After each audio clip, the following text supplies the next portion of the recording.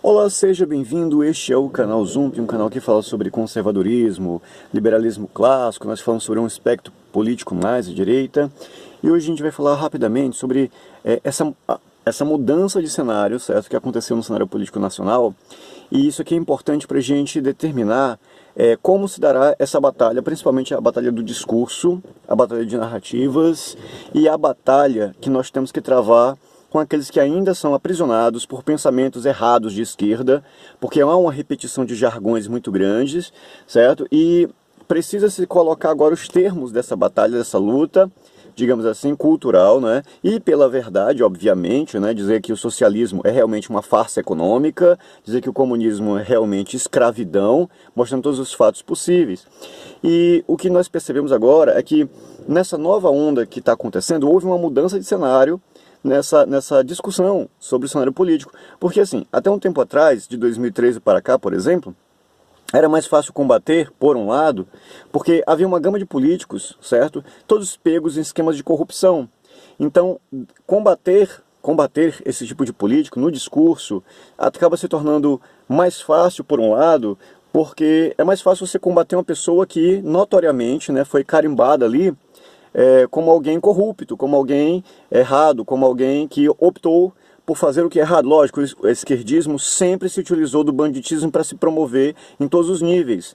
Mas nessa nova etapa que o Brasil está vivendo, onde conseguimos eleger Jair Messias Bolsonaro, e sim, eu votei no Jair Messias Bolsonaro, sou liberal clássico, acredito no governo limitado em poderes e funções, certo? E votei nele porque foi uma necessidade, certo? Não me arrependo, pelo contrário, eu quero que ele faça um ótimo governo, quero que progrida e quero que as bandeiras liberais progridam ao ponto de reduzir o Estado a um Estado mínimo em poderes e funções, certo? Dar mais liberdade aos cidadãos comuns, né? E, de uma vez por todas, né, possamos eliminar a farsa do comum no socialismo de vez, certo? Só que, assim, houve uma mudança de cenário e nós, que somos youtubers, nós que temos os nossos blogs, né, escrevemos, eu escrevo, eu coloco no Twitter e tenho página também no Facebook, certo? Nós precisamos tomar uma, digamos assim, a noção, precisamos tomar a consciência de que esse cenário está mudando, né? Entraram novos deputados agora, por exemplo, que são uma esquerdinha mais, como vamos dizer assim, mais higienizadinha, né, como a Tabata do Amaral, né, que foi lá, fez um discurso, né, usou o ataque ao ministro da Educação, ao Valês, tá? E depois postou na web, né, como a menina gênio que foi para Harvard e tal, que veio de baixo, que perdeu o pai para as drogas e tal, aquele discurso da pessoa oprimida, o discurso de quem foi abusado, de quem não tinha oportunidades, mas que recebeu oportunidades do governo, recebeu bolsa de estudo, foi estudar fora e chegou no ápice do socialismo, que é se tornar o intelectual orgânico, que é o intelectual que funciona ou promove o comum no socialismo de dentro da estrutura, ou seja, para onde ela entrou? Para a política, tá? Para poder se posicionar dentro da estrutura, técnica gramscista, né? Para depois, certo, sabotar por dentro mesmo, tá? E aquele discurso, somos a favor da educação, mas cadê a certo? A autoconsciência, cadê a autocrítica, né? De saber que existiam movimentos lá, movimentos estudantis, corruptos, como a Uni, por exemplo, certo? Que está aí para sair a CPI da Uni, porque são corruptos e não dão conta, né, do que são feitos com o dinheiro público que sai para essas entidades, como ele é utilizado, tá? Não somente ele, mas também o outro, agora o filho do José Disseu, o Zeca Disseu, né, que fez digamos assim, uma molecagem ali, né, com uma quebra de decoro, né, chamou o Paulo Guedes, o ministro que mexe com a economia, agora eu estou confuso, Fazenda, o ministro da Economia, que seja, que está mexendo lá com a reforma da Previdência. E aí ele saiu com uma de chamar ele de Tigrão e de Tchutchuca, que coisa feia, né? Para se fazer, só para provocar o ministro, porque sabe que ele é esquentado, e se promover a partir disso, tá? Então é uma esquerda que está nascendo aí, um grupo de intelectuais não, entre aspas, né, pseudo-intelectuais, falsificando mais uma vez o discurso, tá, que quer se promover à custa dessa provocação. Isso é técnica antiga e a gente precisa combater isso aí, a gente precisa manifestar opinião a respeito disso também. A outra coisa que está acontecendo são dois pontos primordiais aqui, certo, que está acontecendo no conceito histórico. A primeira é a revisão de 1964, certo? Onde o exército brasileiro protegeu o Brasil de uma invasão comunista, sim.